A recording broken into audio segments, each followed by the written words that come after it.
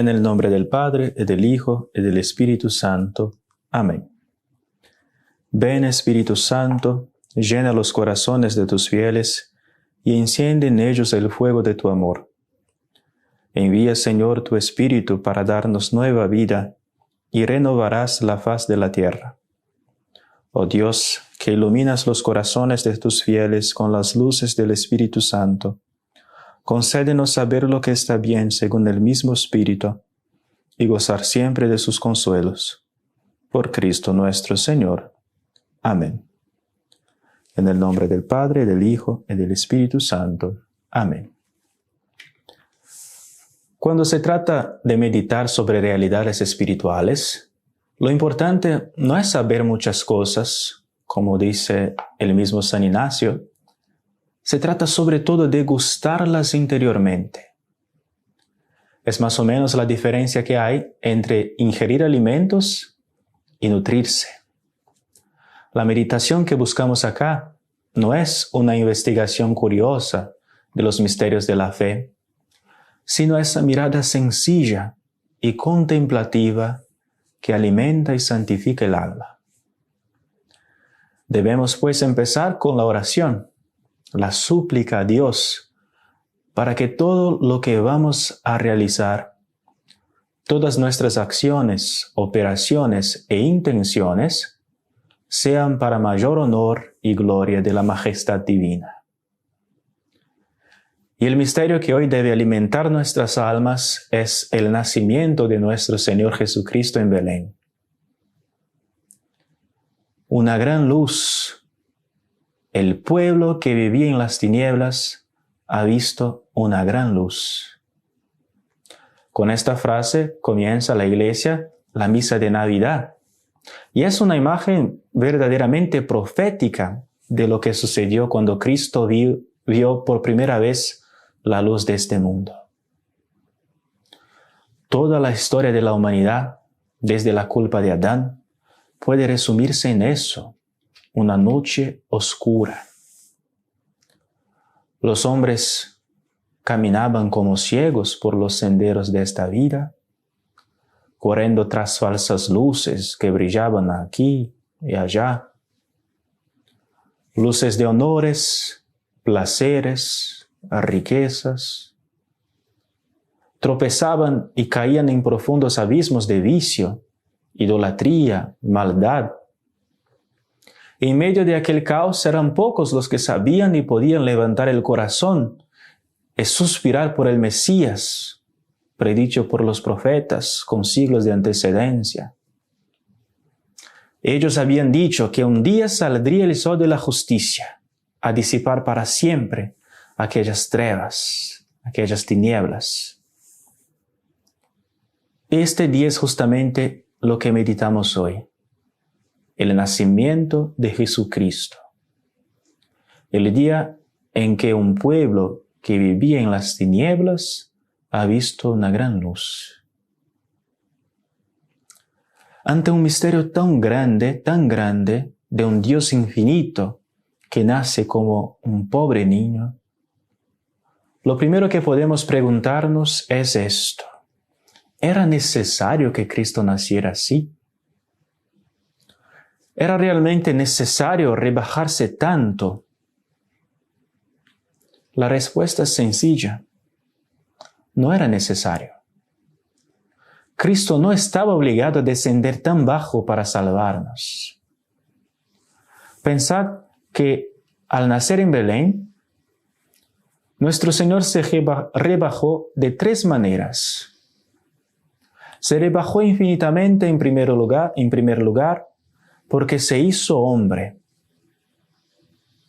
¿Quién podría medir la distancia que existe entre el Dios Supremo y la naturaleza humana? Es una distancia infinita. Imaginad que un hombre, por amor a los perros, decidiera irse a vivir entre ellos, caminar como ellos, comer como ellos comen. ¿Qué humillación sería eso? ¿Qué rebajamiento? Poseyendo tanta dignidad humana, humillarse socializando con seres tan bajos como los perros.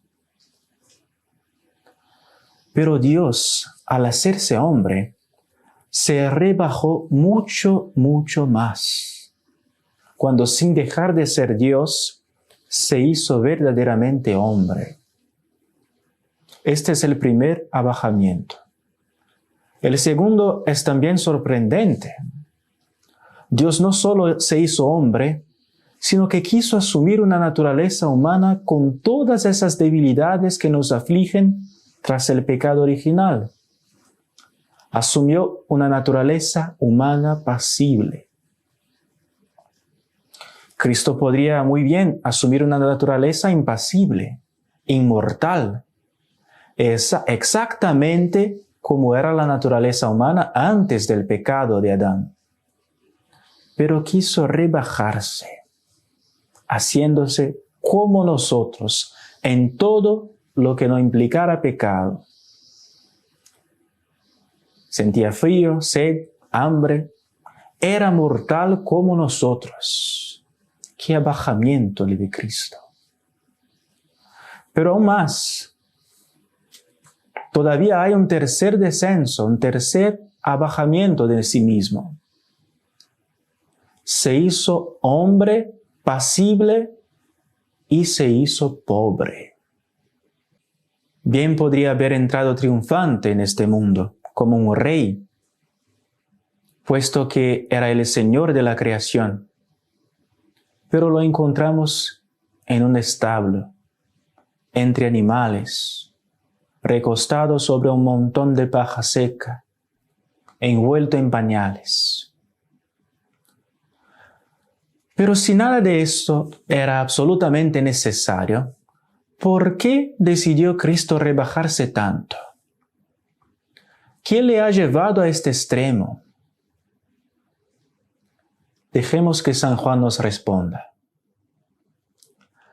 Tanto amó Dios al mundo que le entregó a su Hijo único. El amor no es tacaño, no anda midiendo los regalos, temeroso de dar demasiado. Cuanto más ama, más quiere manifestar este amor con regalos. Y el mayor regalo que uno puede dar es darse a sí mismo. El amor de Dios por nosotros es infinito y fue fundamentalmente este amor el que le llevó a nacer en estas circunstancias. El amor de Dios fue por amor. Pero también podemos considerar otras razones.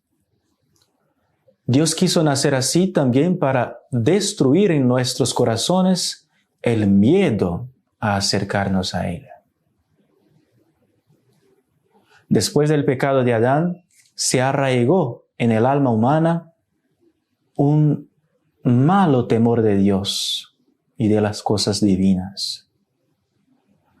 Basta recordar el mismo relato del pecado original, cuando Dios, que antes caminaba con el hombre y conversaba amistosamente con él, llama a Adán y éste se esconde. ¿Dónde estabas, Adán?, Dios pregunta. Oí tus pasos y me escondí, porque estaba desnudo, responde Adán. Pero, ¿quién puede tener miedo a un bebé? ¿Quién puede resistir a su sonrisa? El niño Jesús es la expresión más tierna de la misericordia del Padre. Y parece decirnos, acercaos sin miedo. No he venido a castigaros. No he venido a ser una carga en vuestra vida.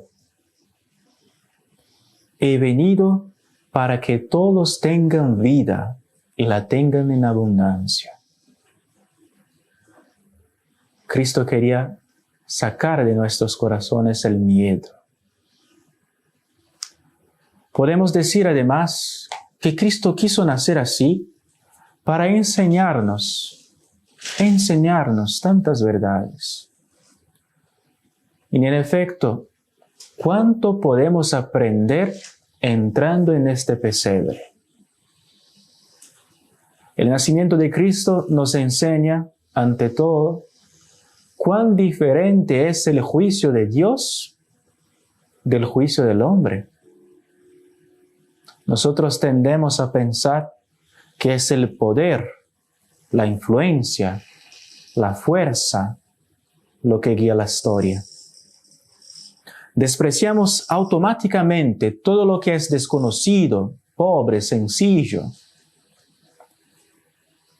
Mientras nace Cristo, pensad que César Augusto intentaba desesperadamente consolidar su poder mediante un gran censo de toda la población. En Roma, el Senado se reunía para analizar y debatir cuestiones importantes. El mundo corría desbocado tras su falsa grandeza. ¿Y quién podría imaginar que en una cueva se producía el acontecimiento destinado a marcar un antes y un después en la historia de la humanidad? Mis pensamientos no son vuestros pensamientos, dice el Señor. ¿Cuántas lecciones podemos aprender de esta contemplación? Nosotros que tan a menudo pensamos que la paz reside en ser grandes a los ojos del mundo. Belleza, salud, comodidad, placeres. Los que no tienen esas cosas, las desean. Y quienes las tienen, ansían conservarlas. Pero ni esos, ni aquellos encuentran la felicidad que anhelan. Jesús, contemplándolos, exclama como aquel día en que lloró sobre Jerusalén: si supierais lo que puede traeros la paz. Él nos dice: guardaos escrupulosamente de toda avaricia, porque la vida de un hombre, aunque tenga abundancia, no depende de sus riquezas. ¿Cuántas lecciones nos enseña el pesebre? Pero consideremos las circunstancias del nacimiento de Jesús. Es interesante pensar que Cristo fue el único hombre en toda la historia de la humanidad que eligió absolutamente todas las circunstancias de su nacimiento. Siendo Dios eterno como el Padre y el Espíritu Santo, Jesús decidió y planeó todo lo concerniente a su venida en este mundo. Y así, como Dios no hace nada por acaso, nada por casualidad, detrás de cada una de estas circunstancias hay una razón profunda, un designio infinitamente sabio concebido por Dios. Así ocurrió, por ejemplo, con respecto a la ciudad en la que Cristo decidió nacer, Belén, que, como enseña Santo Tomás, significa casa del pan.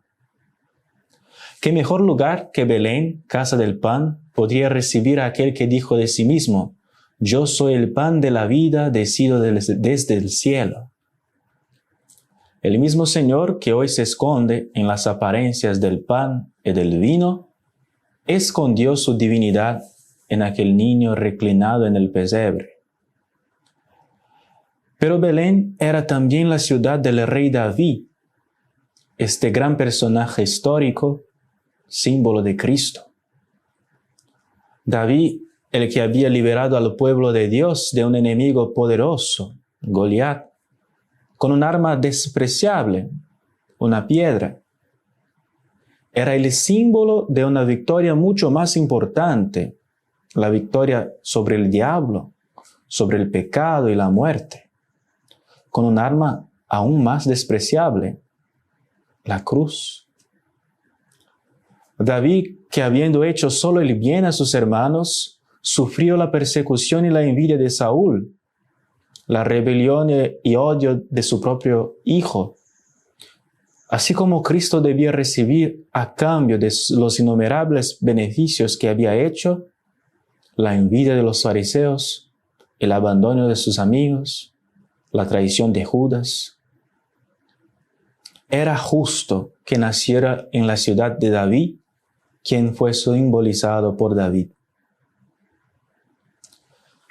La tradición de la Iglesia nos enseña que cuando nació nuestro Señor era invierno, esta época dura y sufrida en la que la vida en la tierra se debilita, en la que se escasea el alimento y cesa el movimiento. Pero era invierno cuando nació nuestro Señor en un sentido aún más profundo. Era invierno en las almas, porque el fuego del amor de Dios se había apagado hacía tiempo. La vida sobrenatural en las almas había muerto, las buenas obras se habían paralizado. Y fue en medio de este invierno que vino Cristo Jesús. Como él mismo dijo, he venido a arrojar fuego sobre la tierra, y cómo desearía que ya estuviera encendido. ¿Y qué decir de los presentes en este grande acontecimiento? Empezando por la Virgen María. La Virgen llevó a Jesús en su seno durante 9 meses. El cuerpo de María, obedeciendo a estas leyes extraordinarias de la biología, nutría el cuerpo de Jesús, dándole todo lo que necesitaba para desarrollarse físicamente. Y Jesús retribuía tan precioso servicio, enriqueciendo el alma de la Virgen María con gracias sublimes. Ella le hizo hombre y él la hizo partícipe de su divinidad. Y cuando el desarrollo físico de Cristo alcanzó esa plenitud que nos dan los 9 meses de gestación, nació nuestro Señor. Pero no fueron dolores agudos ni contracciones cada vez más frecuentes a anunciar que había llegado la hora. Dar a luz a Cristo no fue para la Virgen María un sufrimiento atroz, como para todas las demás hijas de Eva, sino que fue un éxtasis de gloria. Los dolores del parto vendrían después, cuando la Virgen iba a corredimir a la humanidad en el Calvario. Mas el nacimiento de Cristo fue un éxtasis de gloria. Allí no había necesidad de parteras, no habían gritos de dolor. Así como la luz del sol baña el cristal sin romperlo, y con sutileza atraviesa su solidez, y no lo rompe al penetrar, ni al salir lo destruye, así el Verbo de Dios, esplendor del Padre, entró en la morada virginal y salió de ella, cerrado el claustro virginal. Por eso la Iglesia venera a María como Virgen antes, durante y después del parto. Y pensad con qué afecto la Virgen María abrazó por primera vez a su hijo recién nacido. Lo estrechó contra su pecho, lo alimentó, lo adoró. ¿Qué pensó cuando contempló cuán grande era el amor de Dios, que lo llevó a tal extrema humillación? ¿Qué pasó por el alma de la Virgen cuando consideró que aquel que sostenía al mundo con su poder quería ser sostenido con su leche? Qué profunda adoración rindió entonces la Santísima Virgen a este niño Dios que descansaba en sus brazos. En medio de todo esto, San José contemplaba en silencio, extasiado ante todas tan sublimes realidades en las que tenía que tomar parte él. Contemplaba extasiado cómo Dios lo había elegido y le había confiado sus tesoros más preciosos, su Hijo eterno hecho hombre, la Virgen Inmaculada. Ambos, aunque infinitamente superiores a él, le habían sido confiados, se sometían a él y en cierto sentido dependían de él. En esa sagrada familia, San José debía desempeñar el papel de padre y esposo. Debía ser el brazo de la divina providencia, el defensor, el protector. ¿Cuánto deben aprender de él todos aquellos a quienes Dios ha confiado la misión de formar una familia? Que aprendan ante todo a ser padres presentes. Esta es una de las mayores desgracias de nuestro tiempo. La paternidad está en crisis. Hay innumerables padres que por su falta de interés, por su superficialidad, se convierten en extraños en su propia casa. Piensan que cumplen con su deber proporcionando el sustento del cuerpo y se olvidan de engendrar el carácter de sus hijos, con su ejemplo, con su amistad, con su interés en sus vidas. Deben aprender también de la fe de este santo, de la fe de San José, que tan pronto como recibía una orden de Dios, la ponía inmediatamente en práctica, sin miedo ni lentitud. La verdad es que el infierno no puede nada contra una familia cuyo padre cree, reza, vive la fe. Santa Teresita del Niño Jesús, por ejemplo, aprendió a rezar viendo cómo rezaba su padre.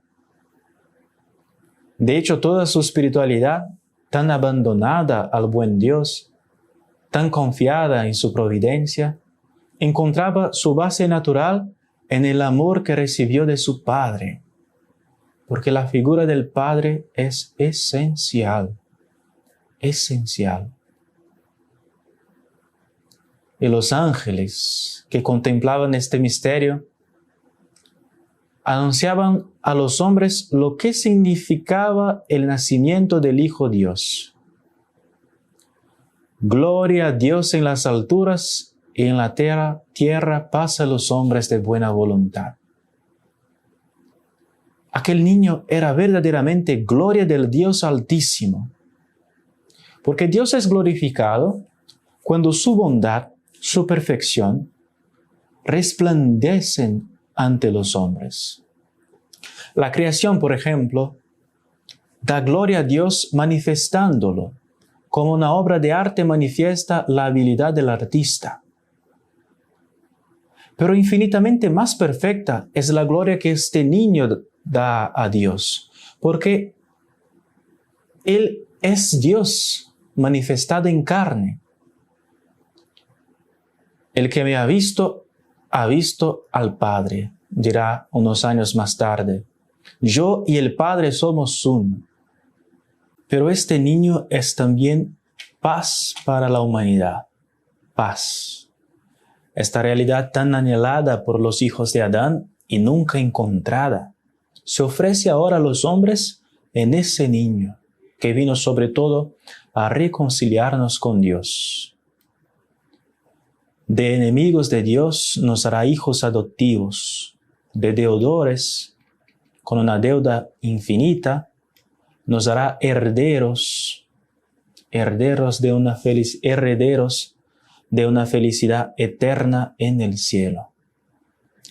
Y al reconciliarnos con Dios, nos reconciliará también entre nosotros, haciéndonos a todos hermanos, hijos del mismo Padre. Considera el grupo de sencillos pastores que son elegidos para adorar en aquella cueva al niño Dios nacido. ¿Por qué pastores? ¿Por qué pobres pastores? Jesús mismo nos responde en aquel día cuando, regocijándose en el Espíritu, exclamó: Te doy gracias, Padre, Señor del cielo y de la tierra, porque has ocultado esas cosas a los sabios y a los doctos y se las ha revelado a los niños. Durante toda su vida, nuestro Señor permanecerá siempre así, invisible para los soberbios de corazón y visible para quienes se reconocen niños ante Dios. Un ángel se lo anuncia y estos pastores encuentran a Dios en medio de su actividad normal, mientras realizan sus tareas cotidianas. Es ahí donde debemos buscar a Dios, en nuestra vida cotidiana, donde Él se deja encontrar. El niño Jesús se revela a los pastores, como seguirá haciendo en su iglesia, sobre todo a través de los sumos pontífices, de los papas y de los obispos en comunión con ellos.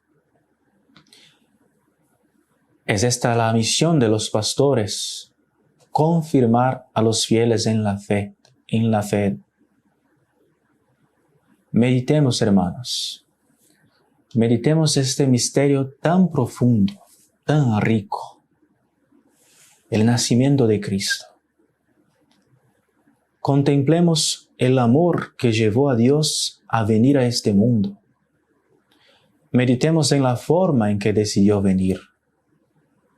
Contemplemos a las personas presentes, lo que hacen, lo que dicen, y adoremos a Jesús.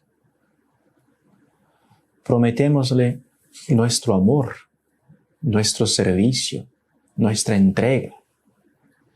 Y terminemos esta meditación con una conversación con la Virgen, con el niño Jesús, con un coloquio. Y pidamos sobre todo la gracia del conocimiento interno de nuestro Señor, que se hizo hombre por nosotros. Que Dios te bendiga, en el nombre del Padre, del Hijo y del Espíritu Santo. Amén.